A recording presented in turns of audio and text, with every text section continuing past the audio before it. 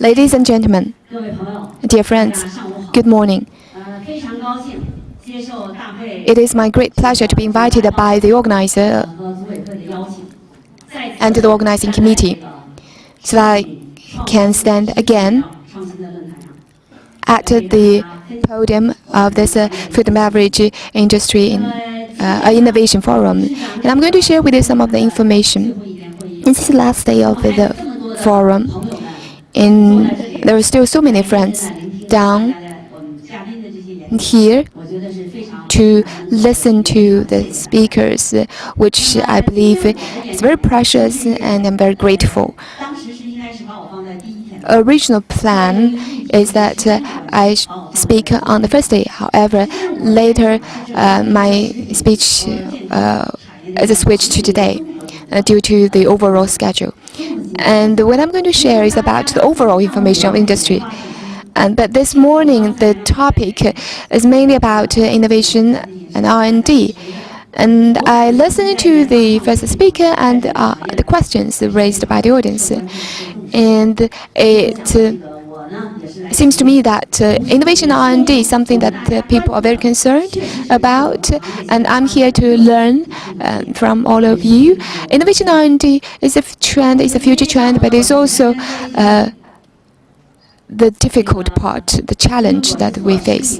First, I would like to say that because I'm in food industry, in nutrients industry, and I've been in the industry for very long, so sometimes when I meet my colleagues in industry, I would ask them, health is not just about eating, but also drinking, and also your a regular lifestyle. So the first thing you need is to have a very healthy concept about lifestyle. I was looking at all of your faces before I came up the stage, because I was trying to figure out who among all of you went to bed very late after 12 at night, because now we pay so much attention to what we eat. But I want to remind you that no matter how healthy food that you eat, you have to go to bed on time. No matter how healthy your food is, but you go to bed at 3 o'clock in the morning, and no food can save you. So I'd like to give a friendly suggestion that you need to have a very good lifestyle, a healthy lifestyle. This is something that people pay a lot of attention to, and people sometimes ask me, well, what do you do to keep your health? Well, I would like to take this opportunity to share with you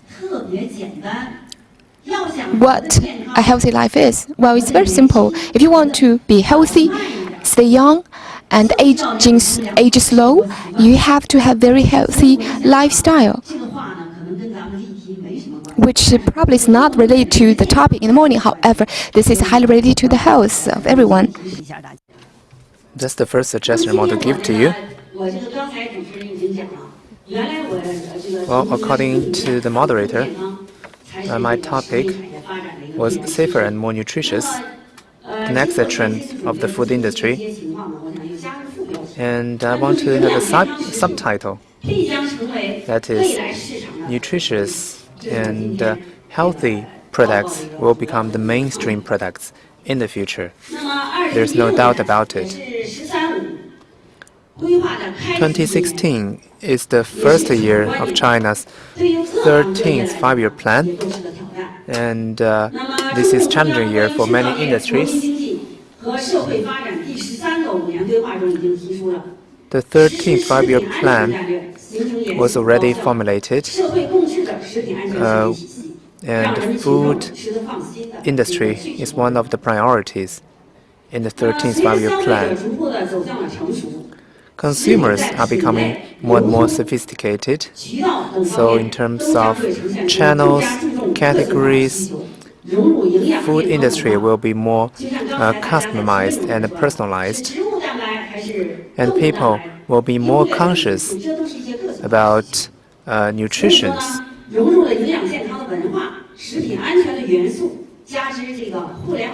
As a result, plus the internet is developing very fast. There are more and more online shops. As a result, the food industry will be changed dramatically.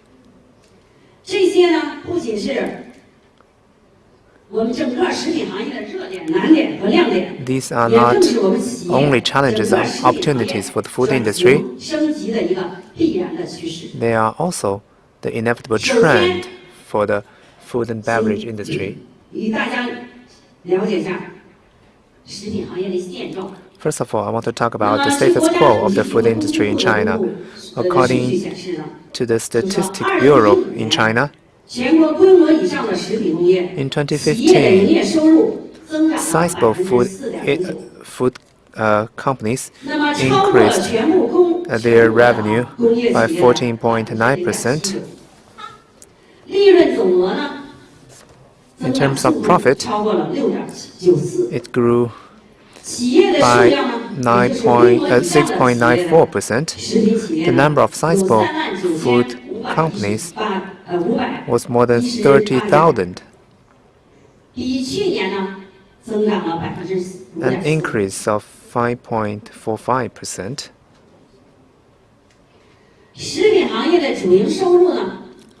The total revenue of the food industry stood at more than 10 trillion yuan, accounting for 9.44% of China's GDP, and the profit increased by 6.94%. The total profit made by the food industry accounts for 10.7% of the total profit made by the secondary industry in China. In January and February 2016, the added value of the food industry increased by 7.1%, and the export of the food industry in China also grew. The industry grew by 7.2% year-on-year, and the processing industry's profitability increased by 14.9%, or 6.17 billion yuan.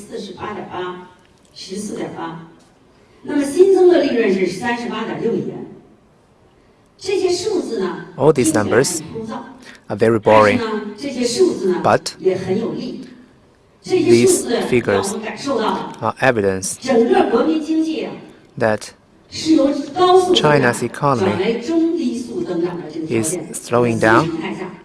This is new normal for the overall Chinese economy, but against this backdrop, the food industry has maintained a steady growth. So steady growth, good profitability, better structure, and continuous growth in terms of export. So the food industry is one of the drivers of China's economy. It is one of the pillar industries in China. That's the first point I want to make. Second, food safety. Food safety is priority for the general public. It has direct relations with people's health.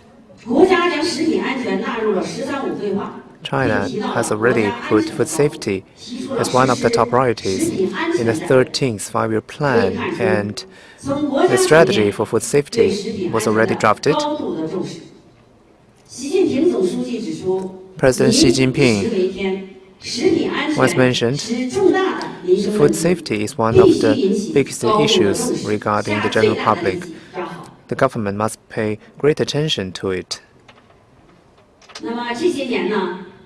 Over the past years, we saw a lot of food safety scandals in media.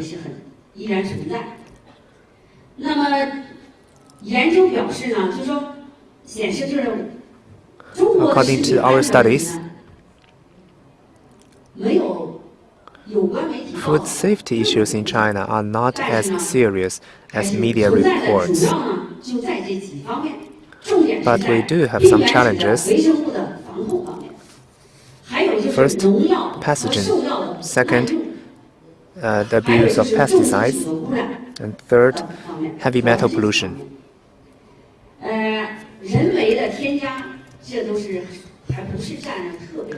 And artificial ingredients were not the major problems. Most of the food companies are law-binding. The food safety law was promulgated in 2015, and more than 50%. There are much more clauses in this law, providing a very good guarantee for food safety in China.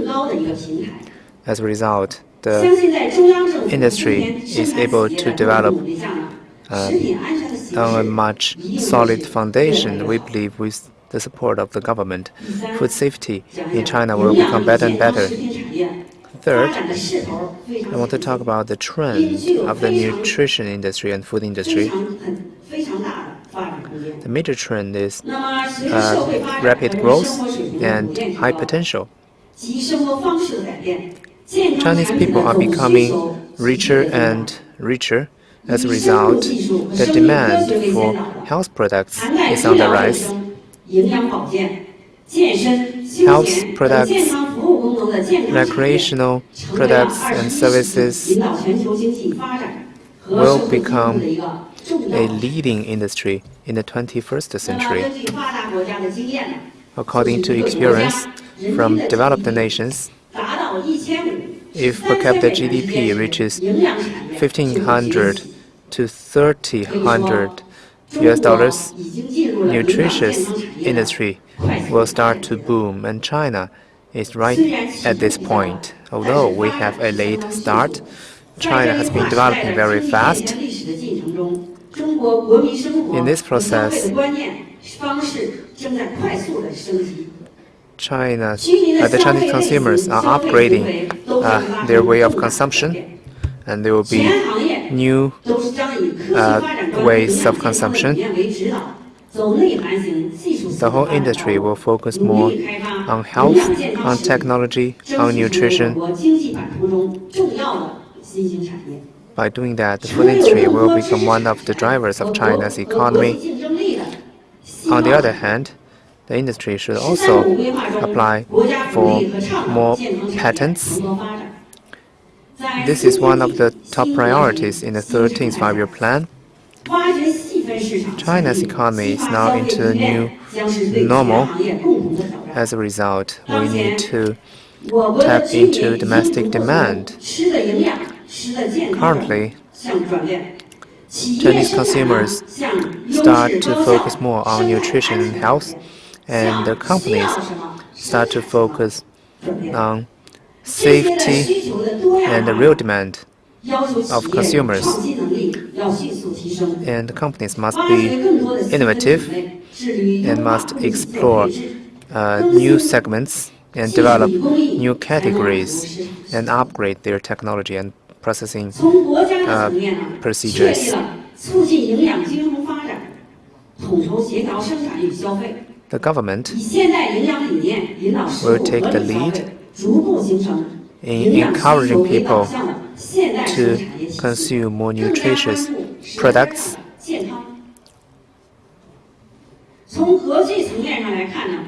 Internationally speaking, China has already become the largest market in terms of health and nutrition. China is the biggest market in the world.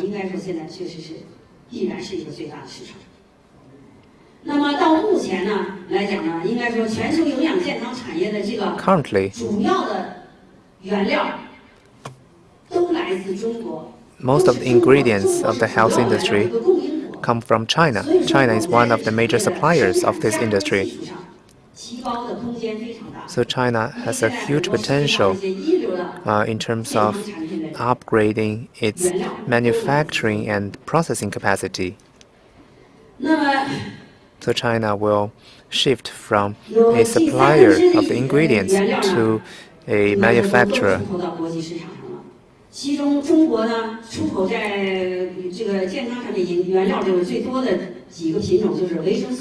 China exports vitamins, ammonia acid, plant extracts,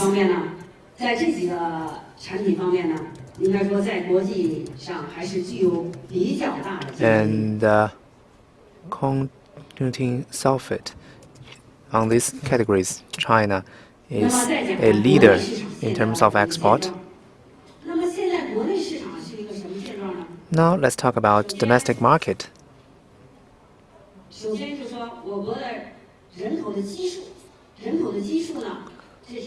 First of all, China has the largest population, among which there are a lot of senior citizens. By the end of 2014, China had 210 million people over 60, or 15.5% of the total population. 114 million people over 65, or 11.1%. This number is similar to the total number of population of developed nations. And if we look at obesity level in China,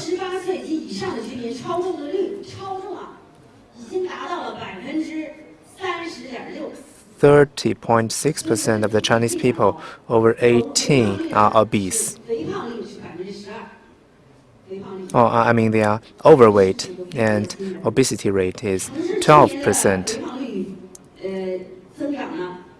In urban areas, there are more obese and overweight people than the countryside. 260 million people in China are suffering from chronic disease or chronic diseases, and the number is on the rise.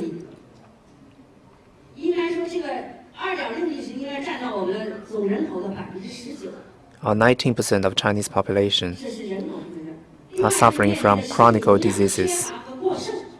Moreover, some people are not having enough nutrition, while others are having overflow of nutrition.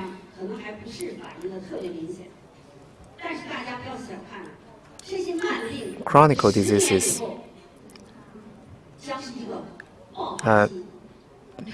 may not be very evident now, but in 10 years, these chronic diseases may become much more serious. So in 10 years' time,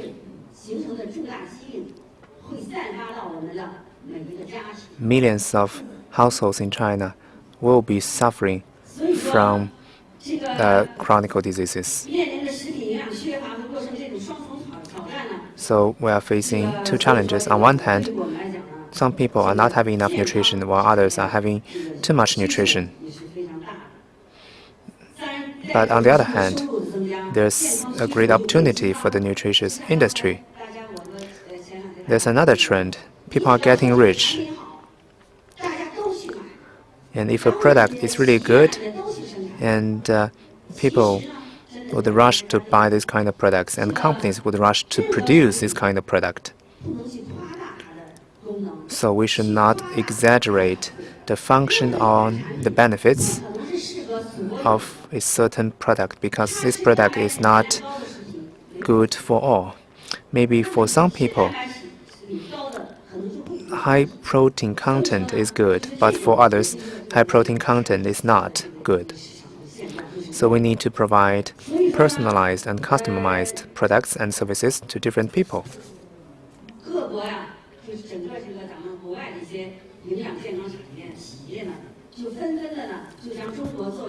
Many multinationals take China as a new growth engine.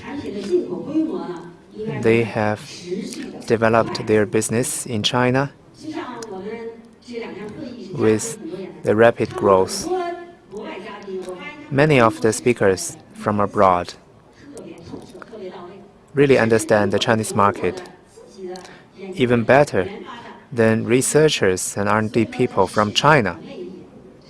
So this is the attraction of the Chinese market.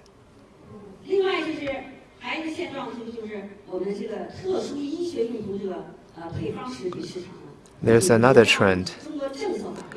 Formula powder will become a new growth point. Currently, the market size is only 1/10 of the developed market. These are the status quo of the food and nutrition industry in China. Next, I want to talk about the future trends. In this new normal, there will be new channels of food distribution and food sales. In terms of price, high-end products will see the price increase of 4.6% annually.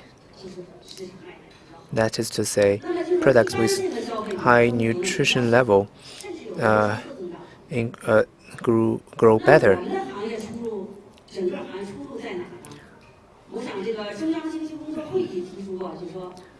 Recently, the government held a meeting on the economic development. The focus was to increase the efficiency of investment and fostering new growth engines so that China will be developing in a more sustained manner.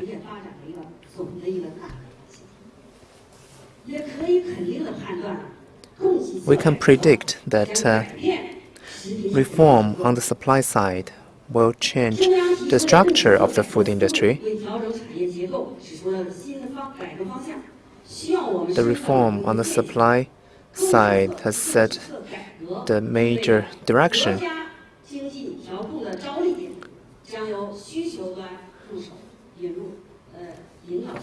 As a result, the focus will be more on demand so that we can provide better offerings to the consumers.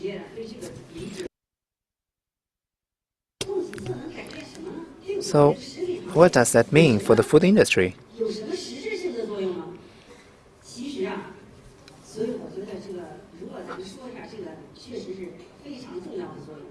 Well, I think this kind of reform has a great impact on the food industry.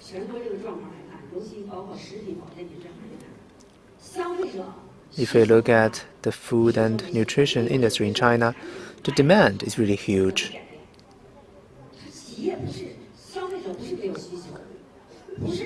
There's a huge demand from the market, but there are not enough good or satisfactory products in the market.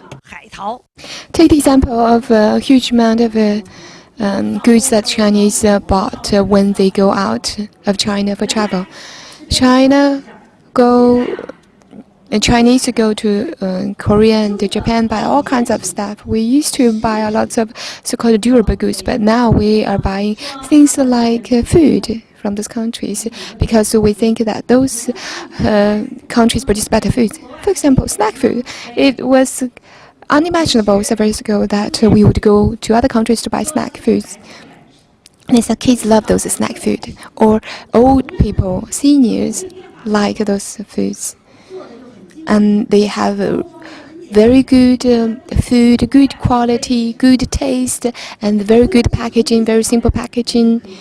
And all of these show that there is a huge market potential. However, we in China have not provided anything that met the needs of the customers. So, with cash in hand, people go out of China. Chinese go out of China to buy all kinds of foods. So we need to focus on developing and providing good quality products for our own consumers. So the supply side reform is all about supplying those good quality products to our consumers. It's not just about quantity. Our blind pursuit of quantity increase.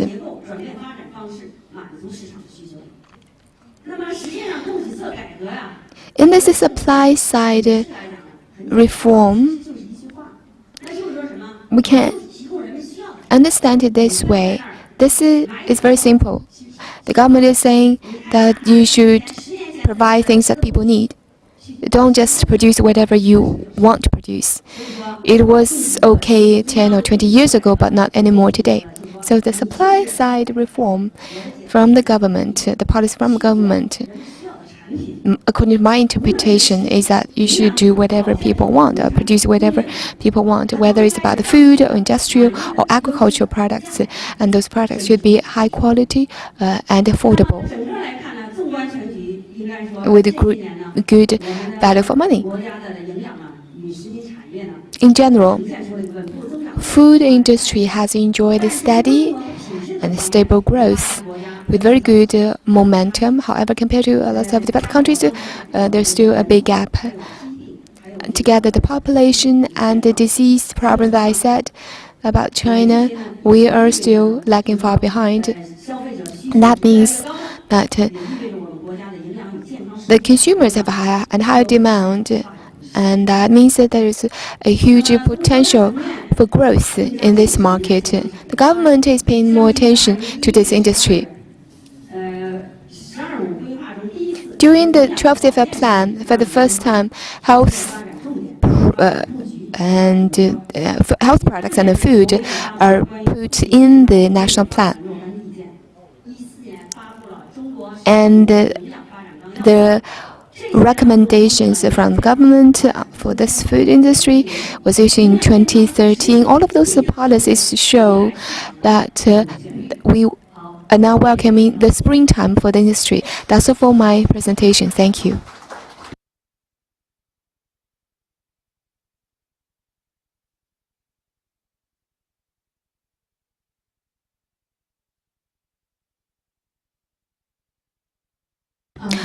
Thank you, Madam Zhu, for your excellent speech. Any question?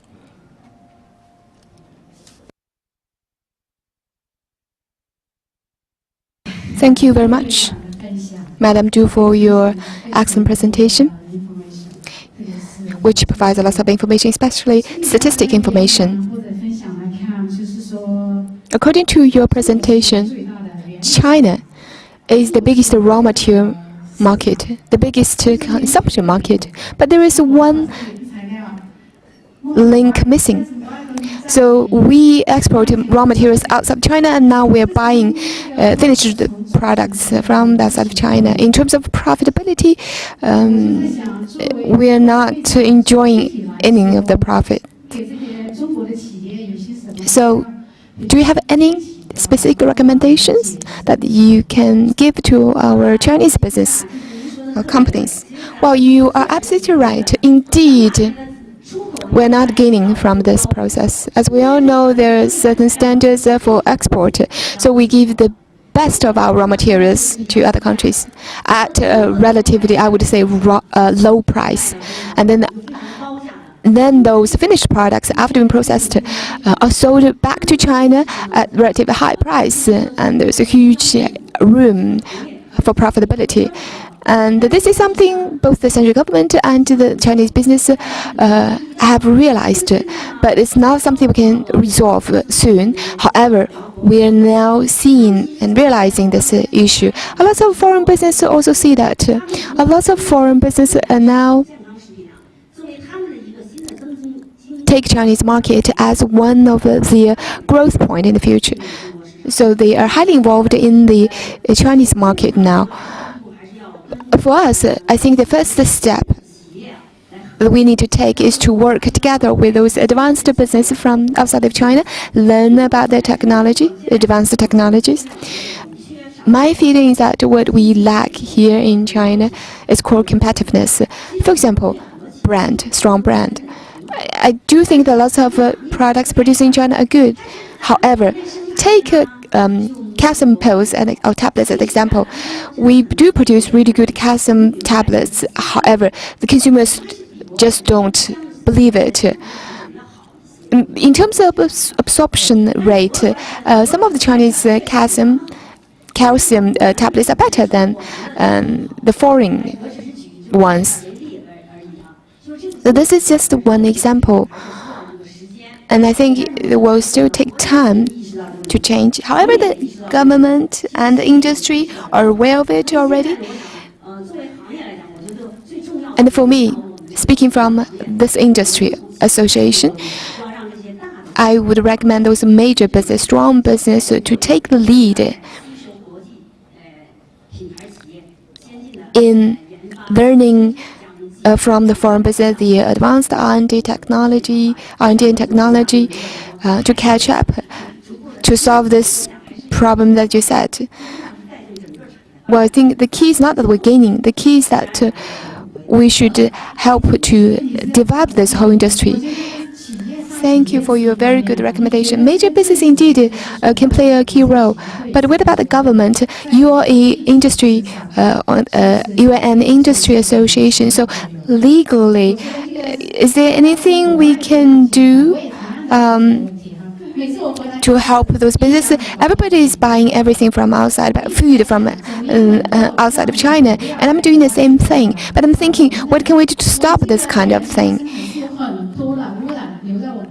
We produce the raw materials with pollution left here in our land, and then give all the profit to foreigners. I think it's very often it's all about confidence. As Madam Du said that we have lost confidence in our own products. So what can we do to rebuild this confidence? I think that institution building is very important. Besides of the major business whose goal is to make profit, without a very good institution built up and established, it's very difficult for them to do anything or to do a lot.